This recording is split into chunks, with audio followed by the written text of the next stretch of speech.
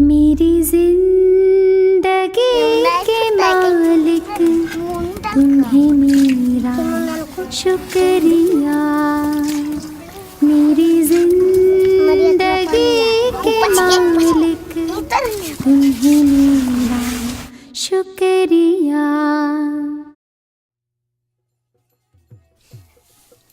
The Dalits make up nearly 1/4 of India's 1.2 billion society, with population estimates of 250 million people. The Dalits also constitute the largest number of people categorized as victims of human trafficking and human enslavement in any single nation on earth.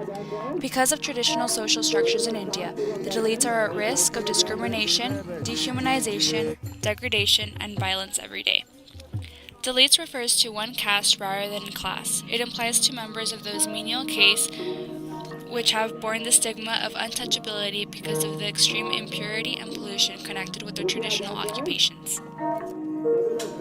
In 37% of the villages, Dalit workers were paid wages from a distance to avoid physical contact.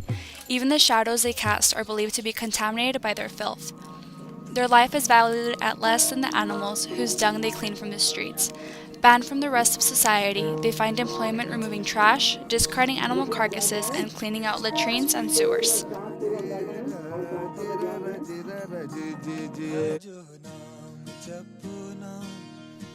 Dalits are considered impure and polluting and are therefore physically and socially excluded and isolated from the rest of society.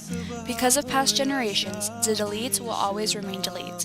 No matter how hard a Dalit works to get a better job, Muslims give Dalits the lowest jobs, and whoever tries to refuse to perform demeaning tasks, they are threatened with physical abuse and social boycotts. Dalits have to follow a set of rules. They have no access to villages' common or public properties and resources. 48.4% Dalits were denied access to common water sources. 33% of public health workers refused to visit Dalit homes. In 25% of the villages, Dalits were paid lower wages than other workers. The religion is based on the past life. If you are poor in this life, that means that it is fair because of the actions you took in your past life. This makes 300 million people living in extreme poverty. The lowest of the caste system is the Dalits, so they are not allowed to have possession over property and they are not allowed to work in high-paying jobs. The most they get a month is estimated to be around $2, which is about 100 rupees. The Dalits have been suffering because of this caste system, and it is time to stop.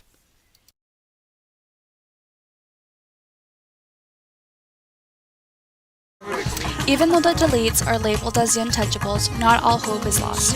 There are many organizations that help out the Dalits. One organization is India por Herencia. This is a Christian organization that focuses more on the Dalit community. I interviewed Marisol Chavez. She was in India for 3 years and she specialized in the Dalit community. Marisol Chavez will be talking about what the organization India por Herencia does. What is India por Herencia doing in India?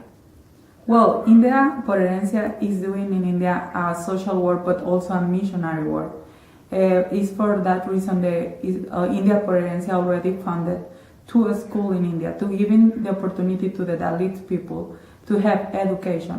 Because for the government, these people are the outcast people, so they don't take care too much about them. That is the opportunity then we have to help them in a different way, to give them some tools to work, to have hope, because they are hopeless people. So that is the reason the India por Herencia invite to you, if you want to help also the Dalits, to go to one missionary trip, or also you can pray for them. That is one of our focus, like a missionary work.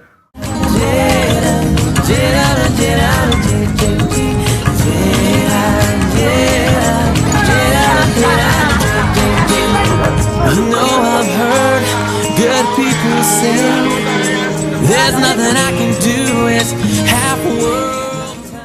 Seeing as how the Dalits lack attention, this organization spends time with them by giving them food and helping them in the most possible way they can. India por Herencia shows them love and compassion so that the Dalits will not feel completely unwanted. This organization actually lets you become part of the experience. They allow for you to sign up and volunteer spending time with the Dalits.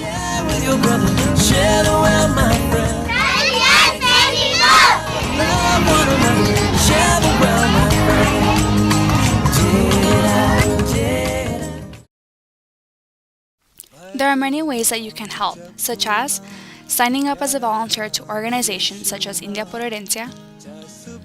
Number 2, fighting for this cause by writing letters to the Indian government. And number 3, donating to organizations that fight for Dalits' rights, such as the Voice of Dalit International and War Resisters International.